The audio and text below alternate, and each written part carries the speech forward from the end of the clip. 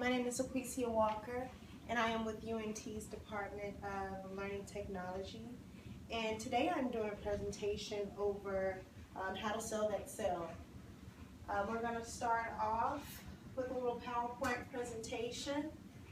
The first thing I might want to do, this is a distant learning presentation, so the class is not here. However, I do want to still welcome you all, and you can definitely chime in since we are doing this via webcam and telecommunications and telebroadcasting, so you can chime in if you have a question. However, we will discuss, the appropriate times and such to ask your questions. So, once again, this presentation is entitled, How to Sell That Cell. A brief introduction and a brief outline of what we plan on discussing today will be as such. We're going to go over the the introduction. We're going to go over an icebreaker, an environmental expectation, which will basically be my expectation of this learning environment, and we're going to go over the learning expectation, which would be what you as the recipient of what I will be providing and presenting, pretty much what you should expect by the time we conclude this course.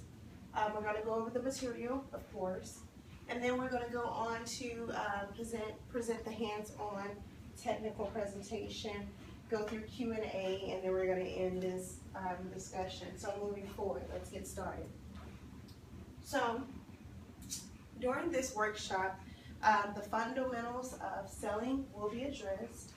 You can expect to grasp a better understanding upon what sales really is and how to capitalize on that thing. About your instructor, my name is Monique. My formal name is Aquicia Walker. However, for anything, please refer to me as Monique. I am a graduate of the University of North Texas. I will be this December, where I am pursuing my Applied Technology Performance and Arts Improvement bachelor's degree. For the past 7 years, I have had a lot of hands-on experience with selling. I was a branch manager where sales and quotas had to be met on a monthly basis. Today, I will be equipping you with some of the necessary steps and tools that you would need to be a successful salesman or saleswoman. Okay? So, let's keep going. The icebreaker, I went ahead and emailed. If you have, if you submitted your information, you've received the email, which is the icebreaker over the tic-tac-toe. We've done that in the beginning already to get kind of warmed up, so you should be familiarized with who is chatting with us and who is logged in on this live telebroadcast, okay? So, the learning environment. What I expect for you to take away from this course would be the confidence and the know-how to successfully sell whatever product you are trying to sell. Okay? So, also, the learning environment. What you should expect from me is just a real-life experience, hands-on tutorial on how to maximize your selling potential. Whether that be maximizing, setting up the sales goal the right way, figuring out what this customer needs are, just listening and overall grabbing some type of a grasp on what we in the sales industry refer to as a good sale. Okay, why do we sell? Why do we sell? That's a good question to start off with asking ourselves. Many people sell for, the fun of it. However, that's not necessarily the case with me. I'm motivated by tangible things, such as, cars, homes, and, the monetary value. And all of these things, what do we feel like that is for? All these things are for financial stability. If we sell and we continue to utilize these things, usually sales are commission-based jobs. So that's all we need to do is to continue to sell so we can gain that financial stability that many are seeking for. The financial algebraic expression that I like to use for the motivation of sales is if financial independence times financial stability equals security, what does security equal? Why are people so desperate for financial security?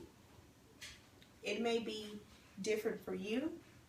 It may be different from that person or the next person. However, think about that. What is financial security to you, and what exactly would that bring to the table? For most, simply put, happiness. Happiness is usually what people are seeking when they're trying to get financial stability. And I don't mean the happiness in the sense of, okay, well, if I have money, I'm going to be happy. However, happiness is the state of mind. When your mind is at ease and you're able to accept and enjoy what life has to offer. And usually, stress is one of the main deterrents of those instances. So, with stress is brought on a lot of the time by not having enough financial resources to be able to satiate what you need taken care of financially. Simple as that. So sometimes that does add stress. And happiness is not always something that can be reached with that amount of stress upon someone. So, to avoid that, we must be great sellers. And the first thing we must do as a great seller is to observe your consumer. Listen and observe. Not all details is just wasted facts.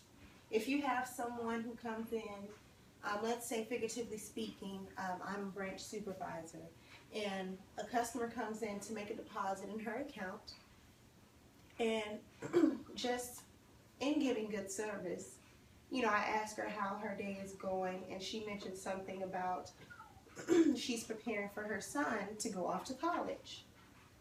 That could just be taken as a needless, fact, that I know about this customer. Or I can go ahead and capitalize on that opportunity and ask more questions. Oh, really? So, your son is going away to college. Okay, what's your plans for that? Ask questions. Don't ask closed-ended questions. However, make sure your questions are always open-ended questions. If you ask closed-ended questions such as, oh, okay, is it a boy or a girl? She's going to reply with one word, a boy, or, girl, something like that. However, if you ask, oh, okay, so how old is he? What is he going to school for? What do you expect? Things like that will generate a conversation rather than a one-answered response. You will be setting yourself into the conversational groove and, easing that sale on. Someone feels, it's statistically shown that someone buying something feels more comfortable with someone, or purchasing something from someone that they feel comfortable with. So building that rapport with your consumer is very, very important. So the first thing I would say would be to listen for needs and opportunities. And this brings me to my second point. What you need as a good seller. Effective listening skills. Okay?